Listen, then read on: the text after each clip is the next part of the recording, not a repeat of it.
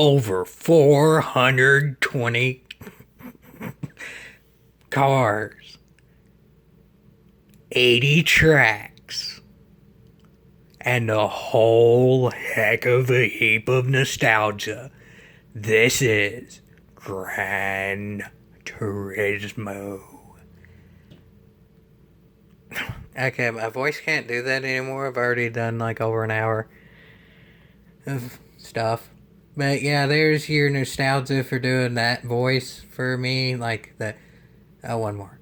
Dragon! Oh, God, I really can't. Whatever, y'all get it. Dragon Trail Seaside, but in a dramatic voice. Okay, one more. I can do this. I can zone in and I can do it. Dragon Trail Seaside. Okay, there's your nostalgia. My voice is now shot. Yeah, that voice again, like I've been doing since like 2016 or whatever. There you go. That actually kind of hurt a bit. But yes, folks, here are my thoughts on Gran Turismo 7 release date trailer. It's a whole heck of a heap of nostalgia and not that much else, really. Let's get into it, folks. Yeah, again, indirectly, we saw the 420 plus cars confirmed. Of course, they go with that. That number that's actually barely even in the spectrum of what we were supposed to get in Gran Turismo Sport. Like, seriously, in Gran Turismo Sport, they promised 400 to 500 cars. Yes, they promised that before COVID, but COVID was at the end of Gran Turismo Sport. Like, by the time COVID started, if we were going to meet that deadline, we should have already had like 350, 360 cars or so, and we ended up even well after COVID with only about 340. Those numbers don't add up, even considering COVID. But anyway, yeah, with 420 cars, that's cool, and then like more track variations and all that. But all things considered, really, we saw High Speed Ring. There's that Aria track that people figured out was there, and then like it's obvious we get variations like trial mat and reverse and such, but they didn't really show that tons new in the game compared to GT Sport.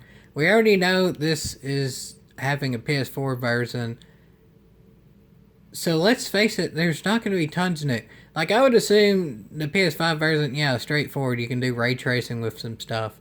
Yeah, it's straightforward. You can do more effects with the rain and all that. But I have a feeling where it's cross-platform, that means the sport mode racing is just going to be bare bones. We're probably not going to be racing on rain. We're probably not going to be racing with all that high of a grid size. The most important bit of what was in sport is not going to be much better than what was in sport. Granted, this game isn't about that, finally. We finally got back to a Gran Turismo game again and not iRacing for console. This is literally the main way they're advertising it now to almost, it's a meme.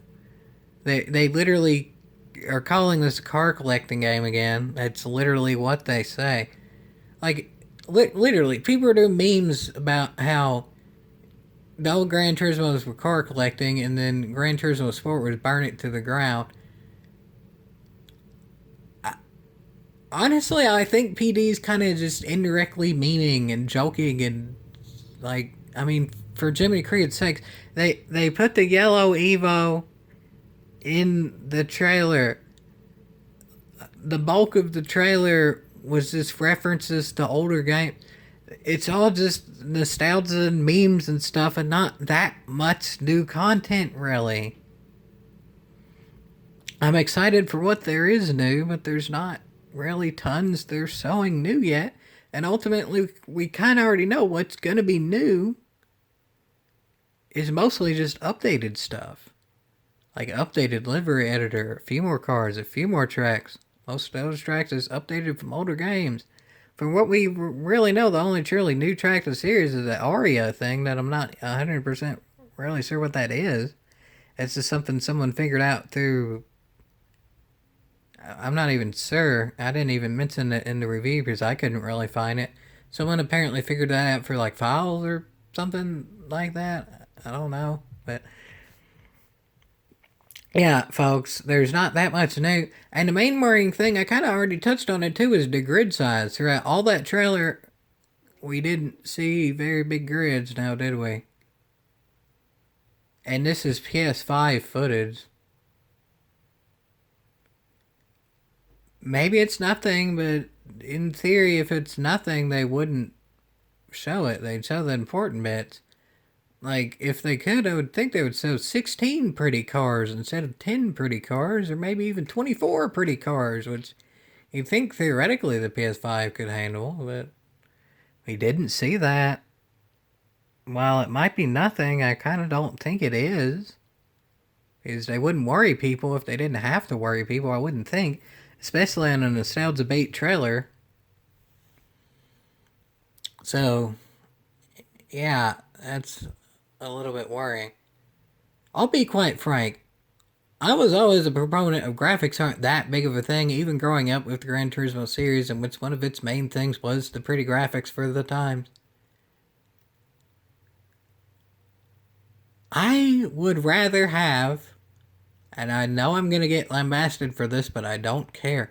I would rather have the literal standard cars from Gran Turismo 4 era come back to Gran Turismo 7 and look as they are, standard, than not at all. I would rather have 24 cars on grid that look 80% as good than 10 cars on grid that look like they do in the trailer, because it's not even really a quantity over quality argument, it's a fun over quality argument. Because it's not the quality of racing that would go down with more cars, it's just the quality of how the cars look that would go down. If anything, the quality of racing would go up. As we learned in Gran Turismo 6, some of the most fun racing out there was taken to obscure standard cars and then racing them against whatever it may be, other standard cars, premium cars, whatever it may be. And that was some of the most fun racing out there, was using the standard cars. We're only getting 420-ish cars. Not too many more tracks than what GT Sport had as well, and then possibly less grid size. There's not that much really I can say about the nostalgia, because it's been said for however many games the nostalgia is referencing. Gran Turismo 1 through 4, and then sort of kind of Sport with the overlay and stuff. I don't know if that was intentional nostalgia or not, but Sport overlay. So yeah, there's not too much I can say on nostalgia. So yeah, that does kind of look like I'm harping on the negatives, but it's just because there's not tons of positives to really talk about. Yes, we knew it was going to look prettier, and in the best rendered scenarios, it does look a whole heck of a heap prettier. Like that Lasarth, as I explained in the analysis, somebody actually did an analysis who filmed Lasarth, and it's on point. Yay! But we expected the graphics to get better, they always did. We expect the physics to get better, they always did. We expect there to be more scapes. There always has been since scapes were added. We expected delivery editor to be blah blah blah. We know all this. All things considered, for me at the very least, because it's cross-platform, we're not gonna get that much. That was fairly obvious. But as long as the performance point system is pretty balanced, and the parts are in a way and that makes it fun, more than uber realistic and all that. Like, I don't care too much about realistic of a tuned car. Like, if once you have 800 horsepower in a car that started out with 300 horsepower, I don't really care how realistic it is at that point. So as long as they can make the tuning bit fun again, and the performance point is balanced, I won't be all that mad, because I think just by default they would then make the game better than GT Sport. And I would say they're going to do a decent job at that, at the very least. So, I would say at this point, there's pretty much no way that this is going to be a worse game than Gran Turismo Sport. Just in a lot of ways, it doesn't look like it's going to be that much better of a game. And again, going into GT Sport, I was saying it was 8 out of 10 with potential maybe like a 9.5 out of 10. The only 0.5 being off is there's no way we were going to get 1,200 cars like we did in 6, but we weren't really expecting that, so it wasn't much of a point off. Ultimately, Gran Turismo Sport ended up being a 6 out of 10. Closed beta 8 out of 10, potential 10 out of 10, ended up 6 out of 10. Right now, I would say Gran Turismo 7 is a 7.5 out of 10 with the potential of a... Too early to say, I haven't driven yet. And this is just predicting the score. This isn't a finalized score because the game ain't finalized yet. I haven't driven a mile in it yet. I don't have inside privileges yet and all that. But yeah, tentative prediction is it's 7.5 out of 10. But to be fair, I would say GT6 started out at a 7.5 out of 10 as well. Because remember, GT6 didn't launch with the quick matches or the community or the track editor. So it ultimately ended up about 8 out of 10 when we got that. The main gripes of GT6 being it was GT5 2.0. The online somehow was worse than GT5, and then to an extent it sort of had less features depending on what features you wanted and all that, like the endurance racing and such. So Gran Turismo 6 was a 7.5 and ended up about 8 out of 10 by the time the online ended. Relative to GT7, the next number game, starting at about a 7.5 out of 10 from what it's looking like. Let's see where it can end up. I would say the ceiling on GT7 is higher than the ceiling for GT6, but we kind of already know that anyway because GT6 came out in 2013 on the PS3, so we would hope the ceiling would be higher. But again, all the ceiling and all that's speculation. From what we know, the 420 cars, which is still on the bottom end of what we were supposed to get in sport, the not too many more tracks, the heavily reliant on nostalgia, and the smaller grid sizes than what we saw in sport. Yeah, I'm a bit tentative, but I mean, for now, yeah, I was kind of wearing the rose-colored glasses again a bit, like a lot of people were. Yeah, the nostalgia is cool. I'm fine that they added it, but I think they may have relied a little bit too heavily on it because they didn't want people to notice the other issues like the grid size and the really there's not all that much new and all that. Some nostalgia is good, but when it's so much nostalgia that it seems like it's trying to cover up for the faults, maybe not. But again, I think since GG Sport, I didn't even really mean for this to happen. It seems like I kind of just turned into that guy that rants about GG Sport. I don't necessarily want to be that for 7. Again, the GG7 and on video, too, for that. And, again, the performance point system, as long as it's balanced and the upgrades are fun, I'll probably just mainly ignore sport mode to begin with, enjoy that. I don't really think we're going to get a lot of the fun vehicles that are truly wanted. Like, I don't think we're going to get the old Ram. I don't think we're going to get a PT Cruiser. Stuff like that, but the Jeep is a good addition. I would hope we get, like, the Ram Rebel, Ram TRX, whatever it may be. I would hope we get some type of new Ram. Especially the TRX, but... whatever. I mean, it's guaranteed we get the Viper. Viper's been Gran Turismo tradition. So, if I can just race my Viper in a balanced race against other stuff, I'll be content. I'm probably not going to be blown away, but I'll be content. I will get the game for PS5, period. I'll do what needs to be done. If I need to pull influence... the strings of a relative to the platform that I'm on, popular content creator. Whatever needs to be done, I'll figure out a way to get a PS5. I'm not even sure if I have those strings to pull, but I'll try to find those strings. I'll say that.